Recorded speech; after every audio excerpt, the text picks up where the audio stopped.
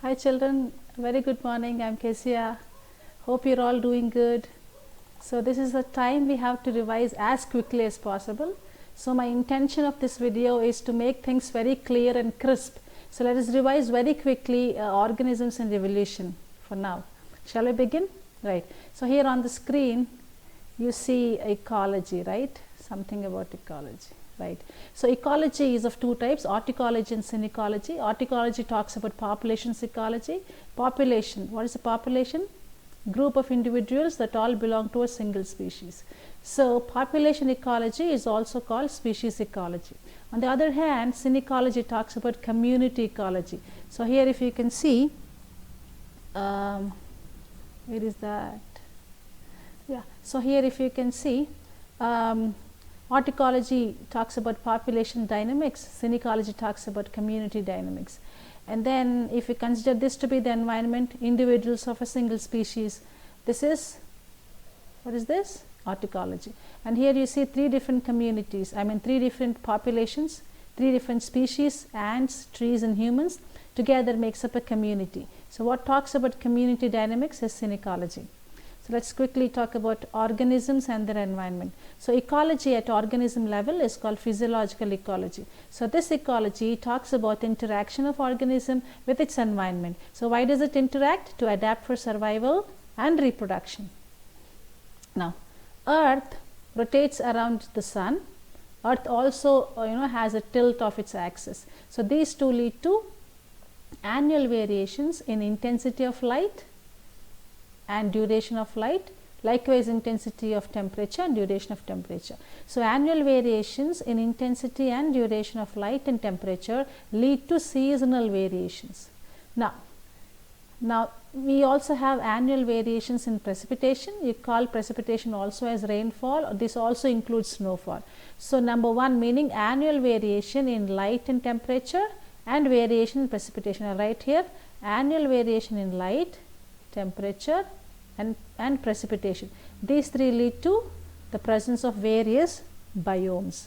Now within each biome there are again variations. What are they? Local and regional variations. So local and regional variations together lead to various habitats, and each habitat has key elements. What are they? Biotic factors and abiotic factors. Now let us see the difference between local and regional variations. Now if you consider this to be a forest, and these are the trees here, and you have birds here. If you call this to be a small lake, you have fishes here. So if you are looking at the entire forest, this is regional, and if you are only talking or looking at particular trees, this is local. So within the regional variations, you definitely have many local variations, right? Now let's go to the next slide. What is niche? This is all NCERT quick revision, children. So niche comprises of three things: the range of conditions that an organism can tolerate to, the diversity of resources it can utilize, and the functional role of the functional role in the ecosystem. All these three together make up the niche. Now very important point. Now if we take a rose plant as an organism, its niche will be the functional role, which is producer. Now let's talk about the next concept, adaptations. There are different types of adaptations. As far as temperature is concerned, we have behavioral, morphological, physiological adaptations. Now behavioral adaptations, desert lizards, these are all what? Reptiles, right? So reptiles, if you can see here, where did I write? Okay, reptiles, fine, here. See param here, P for Pisces, A for amphibia, R for reptiles, A for aves, and M for mammalia, param. So in the whole param, the group of Gnathostomata, PAR are cold-blooded, while AM, aves and mammals, are warm-blooded. And lizards belong to this category of reptiles, right? So lizards, they cannot maintain a constant internal temperature. So on sunny day, they have to go into the shade under a tree maybe, and on a cold day they come back and sit under the sun. Basking is to come into the sun. Now morphological adaptations. So morphological adaptations, we have three examples here, 3 points. Polar seals, they have thick blubber. This blubber is otherwise fat. What does this blubber act? It acts as an insulator, and this insulator reduces the loss of body heat. Now, where is blubber present? It is below the skin in the form of subcutaneous layer. Now, in polar regions, let us talk about the animals. They have a large body size and a great body mass. Let us quickly revise, right? Then warm blooded animals in polar regions. We are talking about warm blooded. So, what are the warm blooded? Aves and mammals. So, warm blooded animals in polar regions have less surface area to volume ratio than their counterparts in warmer regions, right. So, this is cold region, let us say, this is warm region. So, the birds and mammals belonging to this have less surface area to volume ratio than their counterparts in the warmer regions. Now, look at this. So, here you have a small cube of 1 centimeters dimension, here you have a bigger cube 2 centimeters. The surface area of cube is 6a square and volume is a cube, a refers to each side. Now, let us take a sparrow, the smaller cube, and polar bear, the bigger cube. Now, in a sparrow, surface area to volume ratio is 6, in a polar bear, surface area to volume ratio is 3. So, bigger the cube, smaller becomes the surface area to volume ratio, smaller the cube, bigger becomes the surface area to volume ratio. So, more the surface area to volume ratio, less is the size of the animal, right. Now, surface area, there are two functions, heat loss and heat gain are the functions of surface area. So, as the surface area by volume ratio is more, there is obviously more heat loss, and this is the reason why small sized animals are not seen in polar regions. Very, very, very important point. Now, it is very easy to lose the heat, that is not a problem, but to again get the heat back, it costs so much of energy. So, that is why NCERT says gaining heat is energetically very expensive. This is one of the good reasons why small sized animals are rarely found in polar regions. Let us talk about the Bergmann's rule and the Allen's rule, right. So, Bergmann's rule talks about surface area to volume ratio, Allen's rule talks about only surface area. So, change in surface area. Now, let us take American moose. This moose, you can imagine it's a deer, a variety of deer. Now, northern Sweden and southern Sweden, if you take this to be the globe, this is the equator, North Pole and South Pole. Let us say northern Sweden is here, right, and southern Sweden is somewhere down here, okay, or let us say the upper one is the northern Sweden and this below the pink, this is the northern Sweden and this becomes the southern Sweden. Now, as you go from the equator to the poles, what increases? Latitude increases, right. As latitude increases, what decreases? Temperature. So, as you can see, northern Sweden is in higher latitude than the southern Sweden. Definitely, you can say temperature in northern Sweden is less than the temperature in southern Sweden. Now, if temperature here is lesser than the temperature in southern Sweden, which of these two animals is in very cool temperature? Obviously, northern Sweden moose is in very cool temperature. So, if it is in very cool temperature, obviously it must have a great body mass, right. So, it has 15 to 20% more body mass than South Sweden moose. Let us talk about the fox here, Allen's rule. So, Allen's rule talks about changes in only surface area, and the change happens in mostly the extremities. Let us take the fox, we will take two foxes, desert fox and polar fox. Desert fox is Vulpes zerda, polar fox is Vulpes lagopus. Now, ear lobes and limbs, let us compare. Because this Vulpes lagopus is in polar region, it must have larger surface area, smaller surface area, definitely small. What is the reason? Now, how do you sleep? You sleep like, in winter season we sleep this way, our surface area is reduced. In summer season we sleep like this, our surface area is increased, so that more and more heat is lost.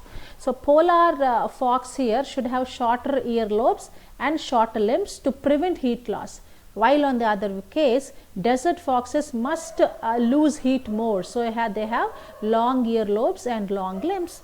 So, this long nature will promote heat loss, while the short nature will promote, it will demote heat loss, meaning it will promote heat gain actually by preventing heat loss. Now, the next one is physiological adaptations. Let us talk about homeostasis. So when you maintain proper temperature, when you maintain proper salt and water balance in the body, together you call it as homeostasis. It's of two broad types, thermoregulation and osmoregulation.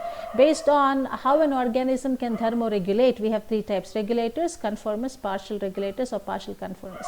Now regulators are homeotherms, meaning they're warm blooded.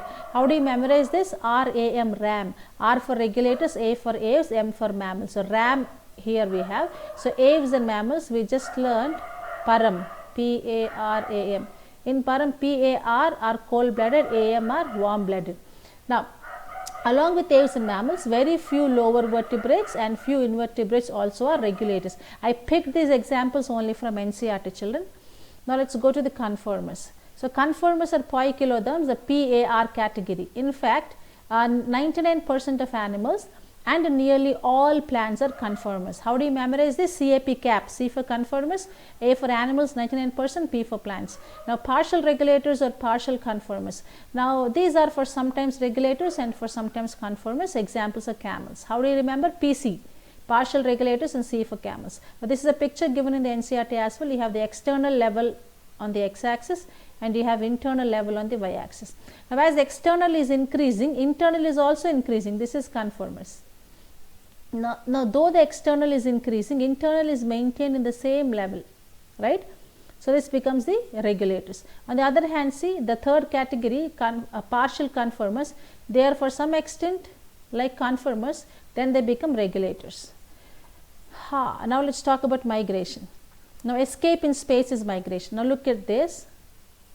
Siberian cranes can migrate and so they can escape in space. While there are certain animals which cannot migrate, they're so sad, you see, they can't migrate, so they can only escape in time. They're in the same place, but they go in a different time level. What is that? Let us see. So Siberian cranes in winter season migrate to warm places like Keoladeo Ghana National Park in Rajasthan and Pulkat Lake in Andhra Pradesh. Now please remember children, any sanctuary which maintains its proper conditions and pleases the government, definitely the sanctuary can be lifted to a national park level. So national park level is higher than sanctuary level. So no doubt Bharatpur sanctuary took all measures to keep itself so very clean that it is now promoted to the higher level national park. So that is the reason why Bharatpur sanctuary is now called a national park, and we changed the name Keoladeo Ghana National Park in Rajasthan. Now and those animals which cannot migrate, they escape in time. Hibernation is one example, winter sleep, polar bears. Aestivation is the other example, summer sleep, snails, fish and frog. Frog you must have learnt in structural organization. Then suspend. Some organisms they want to tide over the unfavorable conditions, so they go to dormancy, inactivity. So metabolic activity is reduced. Then for example in algae, fungi and lower plants, spores are the dormant structures. In higher plants it is seeds. Now once the seeds get a suitable condition, they again germinate, right? Diapause. Now D for diapause, D for delay, D for development. So diapause is delay in development. So NCERT example is zooplankton is very important. Other examples are larvae of some insects and embryos of some fish. You can take a screenshot and then read it again if you want. Now water adaptation. So salinity is measured in parts per thousand, not parts per million or parts per billion. Salinity is measured in parts per thousand. So less than 5 parts you can see in fresh water, 30 to 35 marine water, more than 100 hypersaline lagoons. Now what are the freshwater and marine water adaptations? Let us see. Now freshwater protozoans have a contractile vacuole to take in the extra amount of water. If I call this to be a paramecium, this paramecium has a contractile vacuole. So whatever water comes in, it is stored in the contractile vacuole. Now freshwater fish, they have glomerular kidney. On the other case, marine water fish have aglomerular kidney. Now in dry conditions, the freshwater protists undergo encystation and freshwater sponges produce gemmules. So marine turtles, they have ducts of chloride glands near the eyes, Marine seagulls and penguins have salt dripping through the nostrils, and chloride cells are present in the gills of fish. In case of fresh water, they are salt absorbing. In case of marine water, they are salt excreting. So we will talk about this more in the next video. So how the glomerular and aglomerular kidney differ, let us see in the next video.